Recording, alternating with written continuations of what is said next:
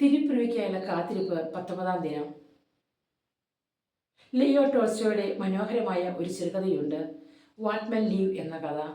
ആ കഥയിൽ ടോൾസ്റ്റോയി ചില കാര്യങ്ങൾ വളരെ ഭംഗിയായി വിവരിക്കുന്നുണ്ട്. ഒരിടത്ത് ഒരു ജന്മിയുണ്ടായിരുന്നു. ജന്മിമാർ ഉള്ളിടത്ത് കുടിയാന്മാരുമുണ്ട്. ഒരു കുടിയാൻ ഒരു ദിവസം ആ ജന്മിയോട് ചോദിച്ചു, എനിക്ക് ഇത്തിരി ഭൂമി തരുമോ? ജന്മി പറഞ്ഞു, നിനക്ക് ഇത്തിരി ഭൂമി എന്തിനാണ്?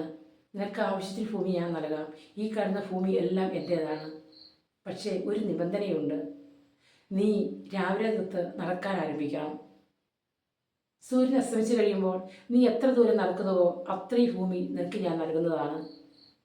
അത് കേട്ട് ആ കുടിയാന് വളരെയേറെ സന്തോഷമായി. അവൻ നടക്കുവാൻ ആരംഭിച്ചു.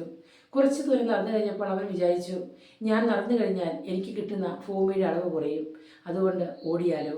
അങ്ങനെ അവൻ ഓടാൻ ആരംഭിച്ചു. ഇത് കണ്ട് പലരും അവനോട് ചോദിച്ചു, നീ എന്തിനാണ് ഇങ്ങനെ ഓടുന്നത്?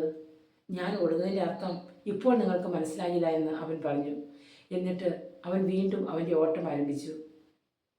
വൈകുന്നേരമായപ്പോൾ സൂര്യൻ അസ്തമിച്ചു കഴിഞ്ഞപ്പോൾ അവൻ വളരെ ദൂരം ഓടി തളർന്ന് കുഴഞ്ഞു വീണവൻ മരിച്ചു. അപ്പോൾ ആ ജന്മി അവൻ്റെ സേവകരെ വിളിച്ചിട്ട് പറഞ്ഞു, ഇവനുള്ള ഭൂമി കൊടുക്കുക, 6 അടി മണ്ണ്. സ്നേഹമുള്ളവരെ, നമ്മുടെയൊക്കെ ജീവിതത്തിൻ്റെ ഈ ഓട്ടത്തിനിടയിൽ നമ്മുടെ സമാധാനവും സന്തോഷവും നഷ്ടപ്പെടുന്നു എന്ന ചിന്ത നമ്മെ ഭരിക്കുമ്പോൾ അല്പമൊന്ന് സാവകാശം ഓടുവാൻ, നമുക്ക് കുറച്ചുകൂടി സന്തോഷം ലഭിക്കുന്ന രീതിയിൽ ചിന്തിക്കുവാൻ, നമ്മുടെ മനസ്സിനെ ശാന്തിയെ ഒന്ന് നുകരുവാനുള്ള അവസരം ലഭിക്കുവാൻ നമുക്ക് ഓരോരുത്തർക്കും സാധിക്കണം.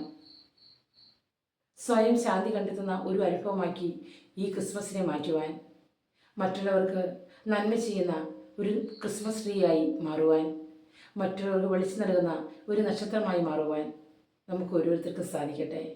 അങ്ങനെ ഈ ക്രിസ്മസ് മറ്റുള്ളവർക്ക് നന്മ പകരുന്ന, പ്രകാശം പകരുന്ന, വഴികാട്ടിയാകുന്ന ഒരു ആളായി മാറുവാൻ നമുക്ക് ഓരോരുത്തർക്കും സാധിക്കണം.